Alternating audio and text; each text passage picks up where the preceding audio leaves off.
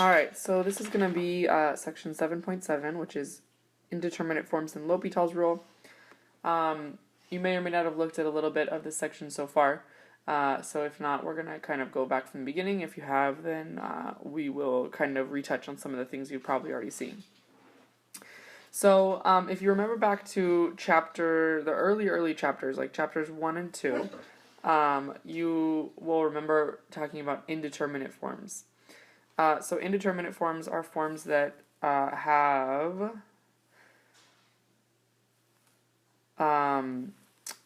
either, when you take the limits, they equal 0 over 0 or they equal infinity over infinity. And those are called indeterminate because they either don't guarantee that a limit exists or they don't tell you what the limit is. And so we actually could not previously evaluate limits when this happened because we didn't know what they were supposed to equal. So occasionally an indeterminate form may be evaluated by rewriting the expression, so you could kind of change it and manipulate it to make it look like something else in order to evaluate the limit. But that's not always going to be the case, and sometimes you're not able to do that. And this is often true, it says, when you have algebraic and transcendental functions together. So like polynomials and maybe e to the x or ln of x, something like that. So that's when it makes it a little difficult and when you probably are going to have to use L'Hopital's rule. So here's what L'Hopital's rule is.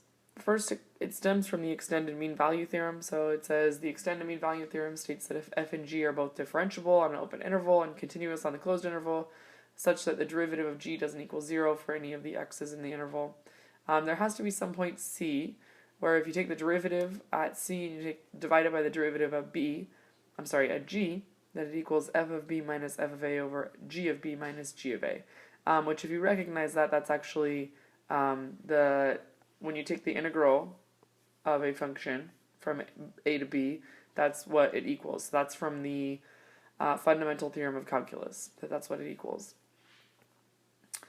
So it says down here below, it says let f and g be functions that are differentiable. So the first one is the extended mean value theorem. Now here's L'Hopital's rule. Let f and g be functions that are differentiable on an open interval a to b, containing c except possibly c itself, da da da da.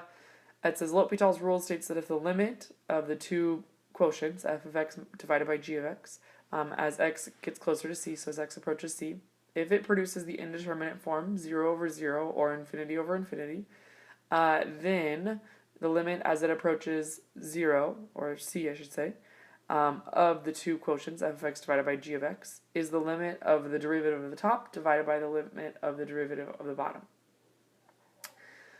So again, this is provided that the limit on the right exists or is infinite. So that has to be that this one here exists.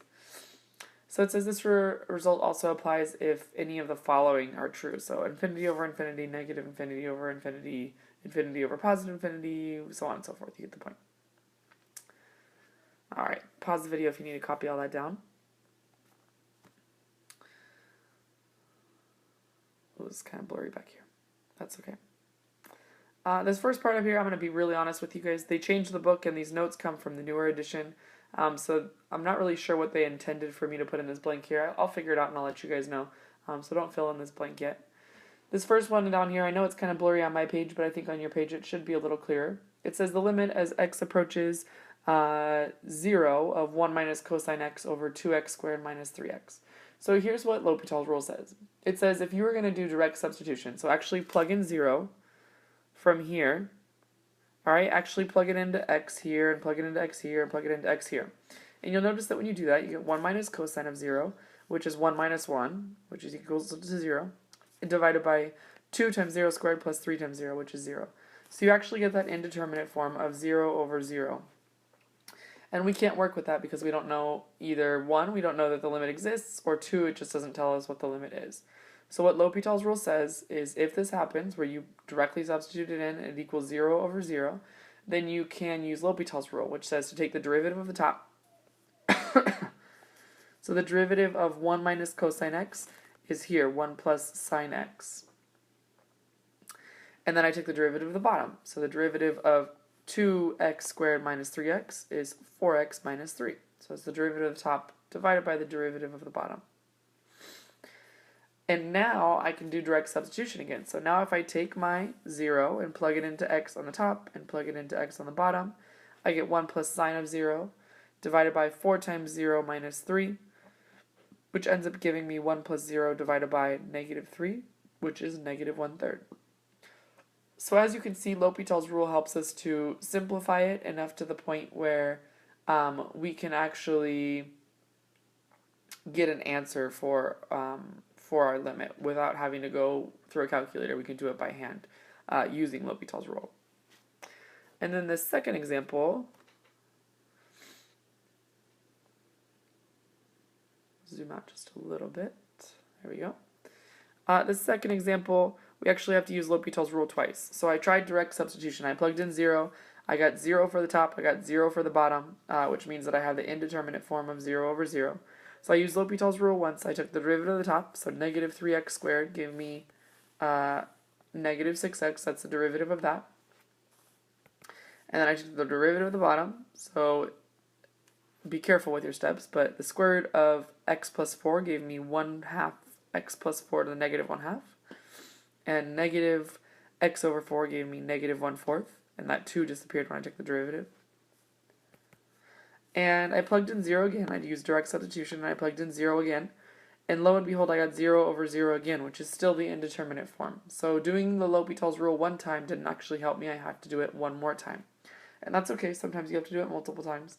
You just got to keep going until you get an answer, or it'll keep going and won't give you an answer. So we have the limit as x approaches 0. I took the derivative one more time, so the derivative of negative 6x was negative 6. And the derivative of this piece here was what I have here. And then finally, when I used direct substitution one more time, I plugged in 0 to the x's. I got negative 6 over negative 1/4 times 4 to the negative 3/2, which ended up giving me 192 as the limit as x was approaching 0 of that function. And I actually graphed that function, checked it to make sure, and we're good to go. That is the limit. It's kind of an odd number, but it is the limit of this function as x approaches 0. Alright, so now we're going to look at some of the examples from the textbook. So I'm going to skip over a few of them because either you've already looked at them or we just kind of did an example like it. So I'm looking at example 1 on page 525. I see that it's the indeterminate form of 0 over 0, which we already did an example of. So if you want to look at example 1 on 525, that would be helpful, but we're not going to go through it together. I'm looking at example 2. Same thing. It's pretty similar. It's just infinity over infinity. So when you take the derivative of the top, derivative of the bottom, it simplifies pretty easily. So I'm going to skip ahead. We're going to go to some of the harder ones. Example number 3 on page 526 is very similar to the one we just did, where you have to do the L'Hopital's rule twice because the first time it still gives you the indeterminate form. So we're going to skip over example 3 as well. And we're actually going to jump straight to example 4. So let's look at example 4 on page 526. Alright, so for some of these, it won't be as simple as just plugging it in and realizing that it equals 0 over 0 or infinity over infinity. In this case, if we plug in infinity, we get e to the negative infinity, and we get the square root of x, or I should say the square root of infinity, which actually gives me 0 times infinity. And that's technically not one of the indeterminate forms, so we can't just go straight into L'Hopital's rule because there is no quotient, there is no top and bottom. So with these ones, what we can do is we can actually rewrite them. So I noticed that e to the negative x, that's a negative exponent, so why don't I rewrite it in the bottom? So I'm going to say that this is the limit as x approaches infinity of the square root of x divided by e to the positive x. And doing that, now I have the square root of infinity over e to the x, so it's infinity over infinity, which is one of my indeterminate forms. So now I can actually use L'Hopital's rule from here. So I'm just going to start abbreviating LH for L'Hopital's. So when you see this, it's going to be the limit as x approaches infinity. The derivative of the square root of x is 1/2 x to the negative 1/2. And then the the derivative of e to the x is just e to the x. So when I simplify this a little bit, I get the limit as x approaches infinity. I can send that 1/2 to the bottom as 1 over 2 e to the x. And then I can also send the x to the negative 1/2 to the bottom as the square root of x. So now when I plug in my infinity as direct substitution, I get 1 over 2 times e to the x, that's going to go to infinity, and then the square root of x will also go to infinity. So it's going to be 1 over infinity, essentially, in the bottom, which is just going to be 0. Because remember that 1 over a really, really big number goes to 0. Oh, I'm sorry, you can't see that, can you? Up here, I'll write it again. It says 1 over 2 times infinity, which essentially is just infinity, would equal 0. So that's my final answer, is 0. All right, let's look at number 5. All right, on some of these problems, again, if you plug in infinity here, you're going to get 1 plus 0 to the infinity power, so that's 1 to the infinity power if I evaluate this. And again, that's not one of my indeterminate forms, so it's not like I can just use L'Hopital's rule really easily. There's no way I can rewrite this to use L'Hopital's rule easily either, so now I have to go to an alternate method. So if you don't already have an indeterminate form, if you can't rewrite it to make it an indeterminate form, then what you can do is you can actually do something that's kind of like a little manipulation, just a little trick to help us make it work. You can say that this equals some value. So I'm going to say that y equals this limit. So y equals the limit as x approaches infinity of 1 plus 1 over x to the power of x. And when I do that, I'm setting up this this value, this limit, to be some value y. And then what I can do is I can start manipulating this equation. So I can say, okay, let's take the natural log of both sides. So the natural log of y equals the natural log of the limit as x approaches infinity of 1 plus 1 over x to the x power. Now, by doing this, again, it seems kind of out of the blue, it seems kind of random, but I'm just trying to manipulate the equation, and years of people studying math have proven that this works. So it's just a trick that they've realized has helped us to figure out what these limits are in order to set them up for L'Hopital's rule. So from here, now that I have this ln on this side, I can actually push that ln into the limit because the ln is continuous. The natural log function is continuous, so the limit will apply to the natural log as well. So I can push that into the limit, and I can rewrite it like this. I can write the limit as x approaches infinity of ln of 1 plus 1 over x to the x power. And then I can use properties of logs to bring down the x. So I can say that this is the limit as x approaches infinity of x times ln of 1 plus 1 over x. So again, might seem like some random steps, might not seem to make a lot of sense, but it's just something that's been proven over time to work to help us simplify this and put it into indeterminate form. So from here, we have a kind of indeterminate form. We have infinity. If you plug in infinity, x, the limit as x goes to infinity. If you use direct evaluation or direct substitution now, you get infinity times ln of 1, which is 0. So infinity times 0. So we need to manipulate this a little bit to make it look like what we want it to look like. So I am going to figure out a way to make it look a little different. So let me make some room up here. So make sure you have all this copied down. So what I'm going to do is I'm going to keep my limit. So I still have the ln of y on this side of the equation. The ln of y equals the limit as x approaches infinity. And now instead of writing x times ln of 1 plus 1 over x, I'm going to try to move that x to the bottom so I have some kind of a quotient. So I'm going to keep the ln of 1 plus 1 over x on the top. And I'm going to move that x to the bottom by just doing 1 over x. And that should equal the same thing as what we have down below. Check it just to make sure, but it should. And now if I plugged in infinity, I would have the ln of 1 plus 0, so ln of 1, which is 0, divided by 1 over infinity, which is also 0. So 0 divided by 0, that gives me the indeterminate form. So I finally got my answer to be in the indeterminate form, which means now I can finally use L'Hopital's rule again. So for L'Hopital's rule, I'm going to take the derivative of the top, I'm going to take the derivative of the bottom. So the derivative of ln of 1 plus 1 over x is 1 over 1 plus 1 over x times the derivative of 1 over x. And the derivative of 1 over x is negative 1 over x squared. That's the derivative of the top, so that's the chain rule. Then the derivative of the bottom, the derivative of 1 over x, we just figured that out. That's negative 1 over x squared.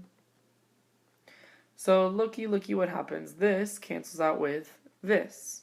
So I should still write the limit out front. Sorry, I didn't write that. But those two things are going to cancel. So let me erase this really quick and I'll write my limit. And then these are going to cancel so I can get rid of those. So now I have the limit as x approaches infinity of 1 over 1 plus 1 over x. And now I can use direct substitution or direct evaluation. So I'm going to plug in the infinity. I get 1 over 1 plus infinity, which is 1 plus 0, because 1 over infinity is just 0. So that gives me 1. Now my limit doesn't equal 1. This equals 1. And remember that y was my limit, so I need to get y all by itself still. So I can say that the ln of y equals 1. And then if I do the wraparound, or I guess you guys don't call it the wraparound, that's just what I call it. But if you put this back into exponential form, you get that y equals e to the power of 1, or in other words, that y equals e. So that limit that we had at the very beginning, the limit of, as x approaches infinity, of e to the negative x square root of x equals e. I'm sorry, that wasn't the limit we started with. The limit we started with was the limit as x approaches infinity of 1 plus 1 over x to the x power. That limit equals e, and we just proved that here. Now we're actually going to, I believe, skip number 6, because number 6 is similar in the sense that you're doing the natural log of both sides again. And I'll let you guys walk through those steps and read those red steps on the right hand side to figure out what they're doing. And we're actually going to do number 7. That's going to be our last example for today. Alright, so here's our last limit for today. The limit as x approaches 1 from the positive side of 1 over ln of x minus 1 over x minus 1. So if you put in 1 to both of these, you would get infinity minus infinity, which is not one of our indeterminate forms, so we need to make it to be one of our indeterminate forms. So the first thing I'm going to do is I notice that I have 2 separate fractions, and for L'Hopital's rule, you're only allowed to have 1 fraction. So I'm going to put these into 1 fraction. So I have to find a common denominator, which is ln of x times x minus 1. Multiply both of those. So you get the limit as x approaches 1 from the positive side of x minus 1 minus ln of x all over ln of x times x minus 1. Now again, check that to make sure it makes sense. All I did was I combined these 2 fractions together by using common denominators and then adding the numerators together. So that's how I got this piece. Alright, cool. So I have 1 fraction now. Now, if I did direct substitution from here, it would produce the indeterminate form of 0 over 0. So I have my 0 over 0, which means I can use L'Hopital's rule. So here's L'Hopital's rule. So the limit as x approaches 1 from the positive side. If I take the derivative of the top, that would be 1 minus 1 over x. The derivative of the bottom, I have to use the product rule. And so the derivative of ln of x is 1 over x times x minus 1, plus the derivative of x plus 1 is just, the derivative of x minus 1 is just 1 times ln of x. Now let's get rid of some of these fractions. I'm not a big fan of complicated fractions, so I'm just going to multiply everything by an x. So I have the limit as x approaches 1 from the right-hand side. If I multiply everything by x on top and bottom, I get x minus 1 divided by x minus 1 plus x times ln of x. Now if you notice that this actually produces the indeterminate form again, this is 0 over 0 and you do direct evaluation again when I plug in 1. So I can actually use L'Hopital's rule one more time, so I'm going to write it right up here. So this would be the limit as x approaches 1 from the right-hand side. And the derivative of the top, the derivative of x minus 1 is just 1. The derivative of the bottom is just, the derivative of x is 1, the derivative of negative 1 is 0, and then the derivative of x, ln of x, I choose the product rule. So the derivative of x is 1, so 1 times ln of x. And then the derivative of ln of x is 1 over x, so it's x over x. So now, when I use direct substitution, I get 1 over 1 plus ln of 1 is 0, plus x divided by x, which is 1. So I get 1 over 2. So the limit of this is 2. I'm sorry, 1 over 2, 1/2. Alright, so essentially as a wrap-up for today, L'Hopital's rule is used when you have the indeterminate form, which is 0 over 0 or infinity over infinity. If it doesn't look like that, you have to make it look like that. So learn some of these tricks, practice these tricks to figure out when you use which one and how to do it. And sometimes you'll use L'Hopital's rule and it will still be indeterminate, so you have to use it again multiple times in order to get the answer that you want to get. So that's it for today. I will assign you guys some homework tomorrow in class.